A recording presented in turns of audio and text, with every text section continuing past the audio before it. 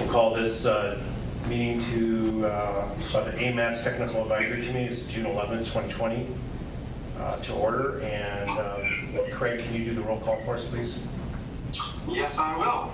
Mr. Van Hoen. Present. Mr. Stitchek. Ms. Kilcoyne. Present. Mr. Lindemood. Present. Ms. Acton. This is Bart for Jamie until she arrives. Okay. Ms. McNulty.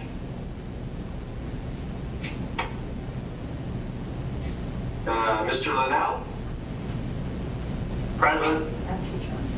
Mr. Rebuffo. This is Bart for Jamie until she arrives. Here. Mr. Colface. Mr. Alini. And Mr. Kratz is here. That is a quorum. So we're all. Okay, so if someone comes in late, let the record show that we have 8 has joined the meeting at this time. Yes, and also if we could reflect that Mr. Weddleton, a policy committee member, is dialed in also. Okay. Everyone. All right, Craig, can you do the public announcement, please? Yes, indeed. All of our meetings, all AMATS committee meetings are open to the public. The public is provided an opportunity to comment at each meeting. In this case, we're doing very similar to what the Assembly is doing, is we have posted, when we posted our notice, we posted a link saying if you would like to comment, please contact us. What we've done in the past is allowed folks to listen in, and we did not have anyone who asked to actually comment. This time we were ready, expecting a larger amount to comment. We were ready to send them the link to this WebEx meeting if they indeed requested to comment, and we did not have any members of the public asked to dial in and comment. So we can check when we get to each item, but for right now, that's what we've done to reach out to the public to see if they want to comment. Okay, thank you. We're down to item 4, approval of minutes. Mr. Chair, we need approval of the agenda first. Sorry. Now, so we're on item, corrected. We're on item 3, approval of the agendas. Sorry, was that Jim? This is Todd Van Hoen, move to approve.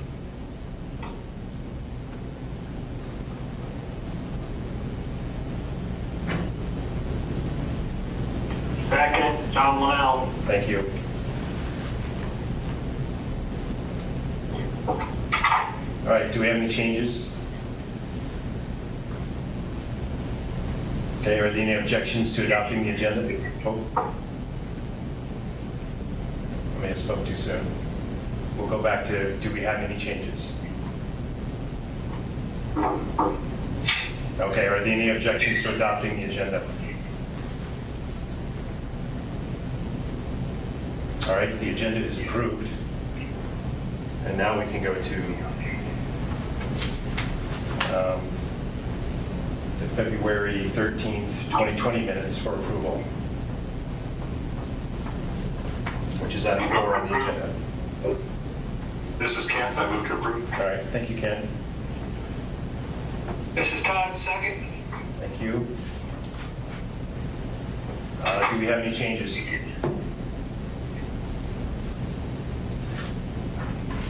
Okay, are there any objections to adopting the minutes? All right, the February 13th, 2020 minutes are approved. And we are moving on to agenda item 5A, which is the 2040 MTP air quality conformity determination. Craig, will you present? Well, I'll start, but before we get to that, I neglected to mention, I just want to mention, we do have a question and answer capability open on Teams Live for members of the public. So if we do have members of the public that ask questions through the Teams Live, Aaron will share them with the committee so we can get those answered. So for item 5A, the air quality conformity determination, Just a quick reminder, and I'm going to assume that Vivian might present on this, but I'll just start by saying, anytime we have our TIP or our MTP coming up for approval, we always have to first make sure that it conforms with the air quality regulations and rules, etc. And so the first thing we always do is recommend approval on the air quality conformity determination, because if it doesn't meet those standards, then you can't go ahead and approve the plan itself. So that's my opening statement. I believe I hope Vivian will be presenting on this. Yes, thank you. There you go. Can you hear me? Can you hear me? Yes. Oh, thank you. Thank you. Thank you, Mr. Chair. For the record, I'm Vivian Underwood with AMATS. And for this item, you have a memo, and you have the public review draft air quality conformity determination for the Anchorage 2040 Metropolitan Transportation Plan. And Mr. Lyon is correct. This is one of the steps that we have to do. With the MTP, there's an additional little quirk about it, and that is that when the Federal Highway Administration approves the air quality conformity determination by EPA regulations, that is a de facto approval of fiscal constraint of the 2040 MTP. And it's in regulations, and we did go over this with committees earlier, but that's the way it is. And that's why, that's why it's on the agenda first. I presume because you need to feel confident about this before we can go ahead and approve the public review draft or recommend for approval to the policy. So the air quality conformity determination concludes with the determination that no element of the draft MTP will undermine either the objective to reduce ambient carbon monoxide in the Anchorage Bowl or the ability for Eagle River to maintain compliance with the PM10 national ambient air quality standards. And we have moved away from modeling for air quality conformity to just monitoring, watching the data. And I don't know who else is on the call. If Matt Stitchick is on the phone call, that would be great. If anybody has any questions. But it's pretty straightforward. And it also agrees with the way we do the air quality conformity determination for the TIP. So there was an interagency consultation meeting with Federal Highway Administration, FTA, I believe EPA was on the call. And so they were in agreement with the approach that was taken in developing this document that was developed by Matt Stitchick with the municipality air quality section. So that's really all I have, and I'd like to turn it back to the chair if there are any questions. And what we're asking for is for approval of this, or a recommendation of this approval with your recommendation to the policy committee with any changes, with any recommended changes. Okay, thank you, Vivian. Do we have any questions or comments from the committee? This is Shannon Kilcoyne. I have a quick question. 2 questions, maybe. Sure. So Vivian, can you repeat yourself? We've moved from maintenance to monitoring, correct? We've moved from modeling to monitoring. Thank you, Ms. Kilcoyne, for your question. The reason is we've now moved we are now maintenance areas for the CO, and we're in PM10 limited maintenance. We're limited maintenance areas for both of them. And so there are different requirements. We are no longer a non-attainment area. And so I guess the follow-up question is, do we have any concerns at this point that passing this would conflict with the 2040 MTP? No. Okay, I didn't think so, but. The thing that usually happens out in Eagle River in springtime is there's a dust, a problem with PM10 dust. One year we were in danger of missing the target, I guess. And that was because, as I understand it, the city ran out of the chloride solution that they put down on the roads to keep the dust down. But that hasn't happened again since that time. And I believe that they have remedied that situation. So we should be good to go. I think we have, is Matt Stitchick on the call? Is anybody? Okay. Well, Matt is really the person who could answer my technical questions. Hey, Vivian, this is Todd. Yes, Todd. Yeah, so you're correct. We had some issues out there with the monitoring device for spring dust, but we have remedied that with the municipality and DOT working cooperatively in rerouting some of our priorities on sweeping. So we sweep that area sooner since the monitor was moved out there.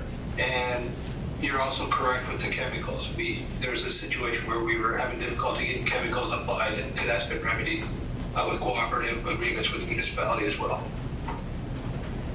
Thank you. Okay, thanks, Todd. Any other questions or comments from the committee?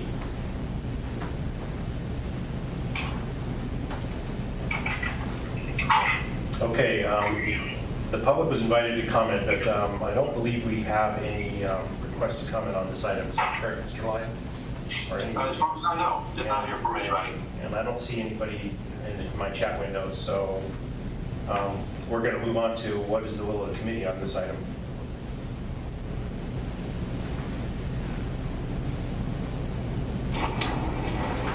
This is Todd. Recommend approval of the 2040 MPP air quality conformity determination and policy committee for. That's a mouthful. Thank you.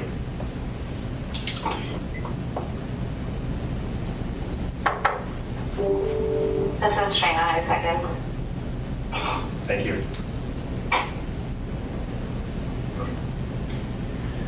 Are there any objections to, oh, did I hear somebody?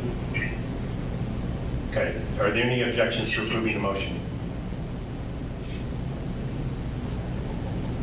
Okay, hearing none, the motion is approved. Okay, we're moving on to agenda item 5B, 2040 MTP. Craig, will you be presenting? I will allow Ms. Underwood to present her final version of the MTP for us here at AMATS, since she's retired. Right off into the sunset. So this is the 2040 Metropolitan Transportation Plan, and it's required to be done by AMATS so that we can receive and expend federal highway funds for projects. So it's a really important step, and it has a 20-year horizon, but it only has a shelf life of 4 years. And it's something that gets lost on people a lot. They think it's a 20-year plan and we're not going to go back and revisit it for 20 years, but that's not the case. It has a shelf life of 4 years, and as soon as the policy committee approves this plan, we'll have to start the next one right away. So we did have a public process for this project. We have a public involvement plan for this project that was approved by the Technical Advisory Committee. We reviewed goals and objectives with the public and screening criteria and future deficiencies analysis with the public. We've had 3 public meetings. The early one was for issues identification, and the middle one was a 3-day charrette that was held downtown with breakout groups for focus areas. And then we had our last meeting in June for the public review draft. It was March. I'm sorry. I believe it was March. So we looked at different scenarios. We came up with problem identification. We did some scenario modeling. We got cost estimates. There's a fiscally constrained list of projects. The draft list was developed by the AMATS committees during 4 work sessions we put the draft list of projects out to the public before the document to see if we got that right. We did get some comments back, and the policy committee did revise the draft list that went into the public review draft. So I just want to let everybody know it is really important that we not take too much time with this document. We're going to be starting the next one right away.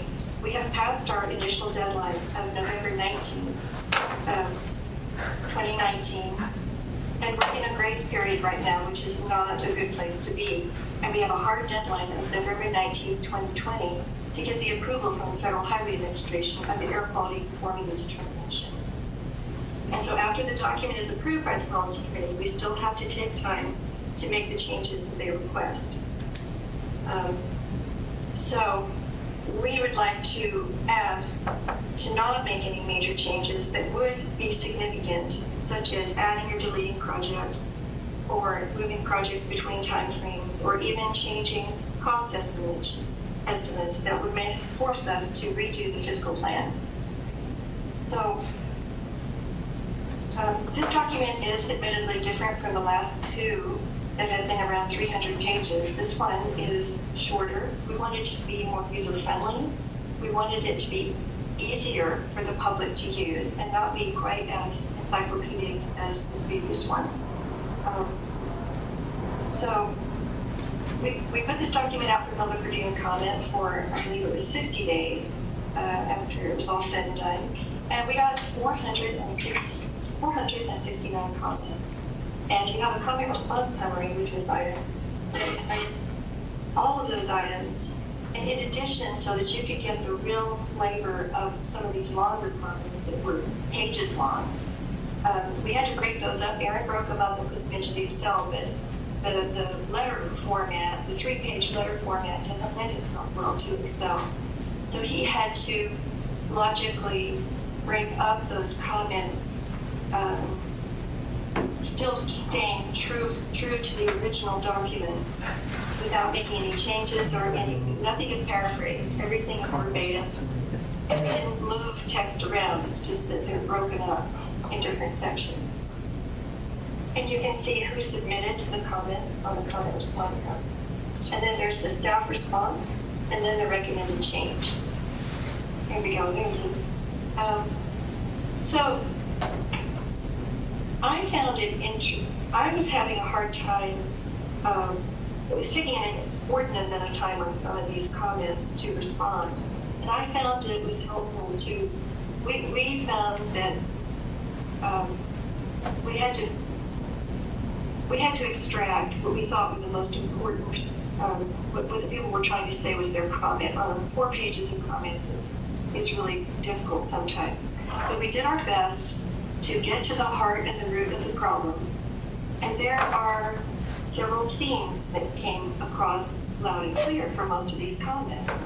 And they fall along the lines of performance-based planning, which includes performance measures, targets, and other examples of similar documents. Transportation system management and transportation demand management, which are strategies that can be used other than widening of roads to help with efficiency of the network. And then another area was coordination with other plans and plan implementation.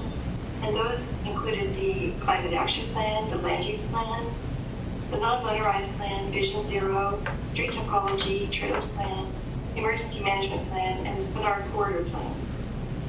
And then people had comments also about our ongoing AMATS process, coordination and planning process. Then comments came up about environmental sustainability, data and the AMATS model, safety and security, and promoting non-single occupant vehicle solutions, and mode share. And then freight, health, welfare, and equity, project prioritization, and edits of missing items. Okay. So you don't need to announce that we joined. Oh, At the next chance. okay. Apart from the comments that we got on individual projects, which we got about 149 of We those, joined at 2:50. the remaining comments, so the most comments we got were under promote non-SOV options. There were 41 of those, and 35 relative to coordinating with other plans and plan implementation.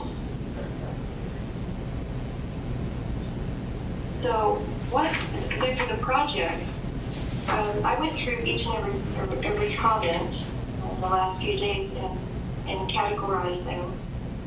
So just to give you a flavor of what we've heard without going into too much detail, there were projects that people did not support or strongly opposed or felt that they were questionable. And there were 9 of those. And then there were other projects that people wanted to either delete or delay. And there were 20 of those. Then support for projects, there were 25 comments in support of projects and 16 to move up other projects from later terms to earlier terms. So we had 31 comments wanting to change the project description, or where they had concerns about the process or concerns about costs, for example. And then we had 23 recommendations for new projects. So that is a lot of comments about projects, but that's pretty much gives you an overview of what we've heard.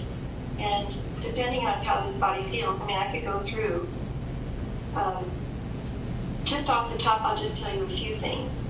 Under the do not support category or questionable, out of those 9 comments, 5 of those comments do pertain to the Midtown Congestion Relief Project, and 2 of them pertained to this Project 212, which is the second Midtown Congestion Relief Project, and the Glen Sewer Project. So now keep in mind, this is like 9 comments out of 469 comments, just for perspective. Let's see. Then under the delete or delay category, yes, people did ask to delay the Midtown Congestion Project number 117, and then the 2 along with 212, and then to delay the sewer decline projects. That's about 12 comments right there out of 20 to delete or delay projects. And then support for projects, there were 2 very strong support projects for the sewer decline highway. There were 5 comments in support of the Campbell Trail overcrossing over Lake Otis, and then 3 in support of the Spinard Road rehab projects. There were 2 of them, and also for the 36th Ave access management study, and 3 comments on Fireway Lane, and 2 for 32nd and Riverford Avenues. And then some people did want number 214, which is part of the Sewer Decline Highway project, to move up from the long term to the short term. And number 316, which is also part of Sewer Decline, to move from illustrative to long term. But there again, I mean, there are a lot of comments, but they're strewn out over a lot of different projects, and there isn't really, well,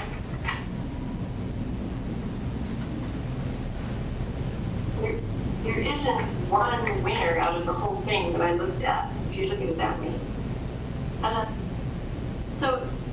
When people asked to change the project description or had concerns about the process, an example is number 131, which is the Seward Highway and interchange with Scooter. Okay. Craig said he's going to ask about that station. And we had 3 comments to change it to a non-motorized underpass only. And one of those was to wait until the rest of Academy Vanguard Drive project is done. So other things that people were concerned about was the coastal trail extension south. And people do support it, but they're very concerned about environmental impacts if the trail goes down into the wildlife refuge. and they have procedural concerns about that, and the fact that FHWA didn't approve the preferred alternative last time. So those types of things. Cost estimates were issues, especially the cost estimate for Academy Vanguard. And then, let's see, 316, to break the Seward Glen Highway project into several different discrete projects that can fit into a fiscally constrained, that's how it was written. So those are the highlights there. And then new projects were recommended, a few of them, is to reconsider a collector or a minor arterial between Dearman and Rabbit Creek Road to alleviate impacts to neighborhoods on Buffalo and Evergreen. So Elmore seems to be the logical choice for that. And I'm familiar with this area, and I'm sympathetic to that. And so that was comment number 10. And you can see our response to that. Other people were concerned about regional connections. There were recommendations for HOV lane, high occupancy vehicle, out to Palmer. We do have a project in the MTP that goes out to, I believe it's Peters Creek, but not all the way out to Palmer. And Palmer is outside of our planning area. So, non-motorized safety and facilities along West Don Boulevard, from West Park to Johnburg, was a real issue. They'd like to see a project for that. And there's a new project recommending 103A, which is extending Vanguard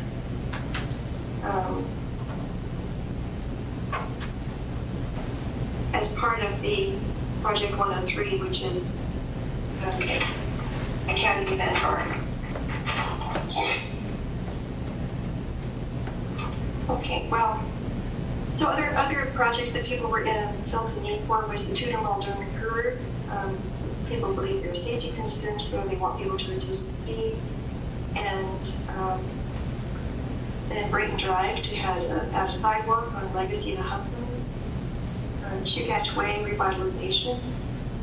Restructure A, C, I, and L to complete streets. Parking management studies. And those are the highlights. So, as you can see, there isn't a standout of all these projects, but one thing I do want to do is I want to thank every person who took the time to read the document and thought about it and provide their comments, because it is very clear that people care about our community, they care about the road and non-motorized network, and they have ideas and they're thinking about it, they're engaged, and they're curious, and they want things to improve. And I think that's very good. One thing I did not tell you yet is who we heard from. And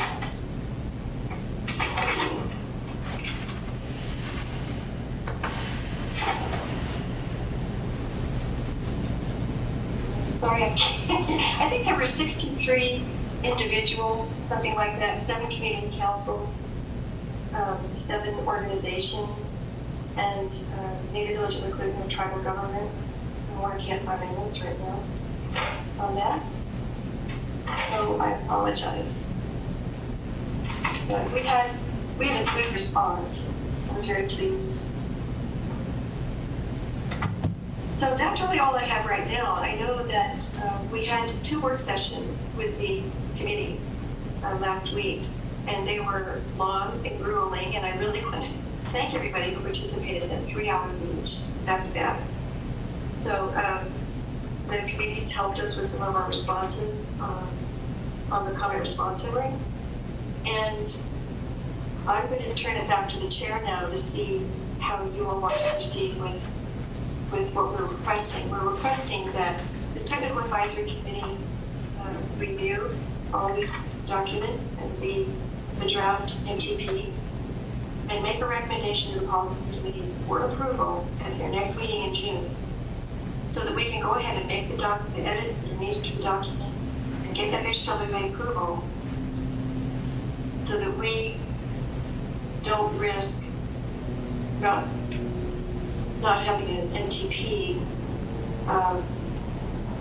when the fiscal year starts, which is actually, Greg, is it September or October officially? October 1. Yeah, we don't really have till November 19th. We only have till October 1st because if we take too much time, we can miss a precious window of being able to obligate funds. That you know, just because we have an allocation doesn't mean that we don't have a time frame that we have to be faithful to. If we don't meet our deadline, we can miss out on using those funds because it takes a long time to obligate funds between us and the state. And it's a big deal to go back and try to, it's just a mess. So it's better if we just try to stay on schedule, get this done, and then we can keep moving forward on other projects. If we don't make this deadline, we can miss out on funding. We can also miss out on doing any new projects or any new phases of current projects. And that has a exponential effect over time. Projects already take 10 years to do using federal funds. There's no reason to drag it out even longer. So I'm just respectfully asking that you please, that the body consider this and do what you think best, but we are asking for approval in June from the policy committee. Okay, thank you, Vivian. You're welcome.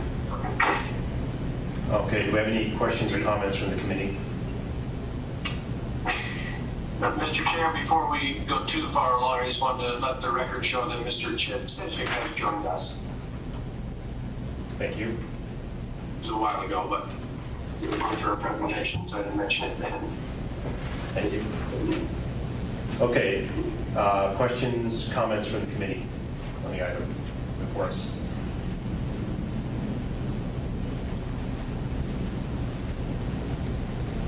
Okay, I don't believe we have any public comments or anybody from the public wanting to comment on this. Did we have anybody online that wanted to, anybody from the policy committee or anybody that wanted to comment on this item? Nothing from Weddleton, thanks. Okay. Anyone else? Mr. Chair? Yes. This is Vivian Underwood. One thing I failed to mention was that, thank you for recognizing me. I did go through all those themes that we got comments on, and it's really interesting because those are the same things that cover all of the action items or most of the action items in Chapter 8 implementation plan. So where people didn't see text related to their particular issue, there were action items that were related to their concerns in almost all the cases. So just wanted to share that. Okay, thank you. Mm-hmm. Any other comments? Okay, what is the will of the committee on this item?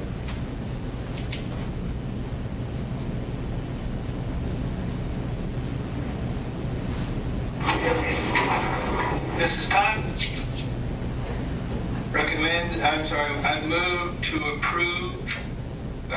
Move to recommend approval of the 2040 MTP to the policy committee. Thank you.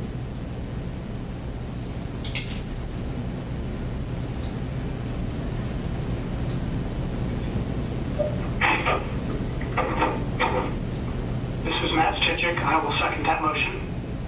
Thank you. Okay, are there any objections to approving the motion?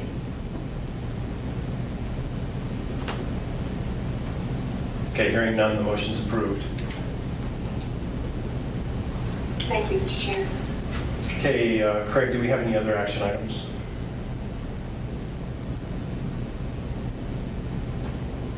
Mr. Lyon, are you on mute?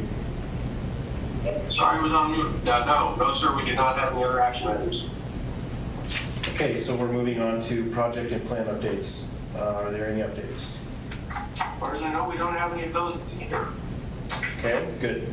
Moving on to general information updates. Are there any updates? Negative. Okay. So now we are at, now the floor is open for comments from the committee.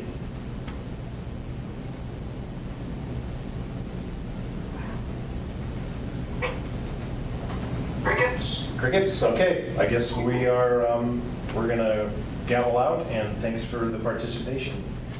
The meeting's adjourned at 3:10. Thank you.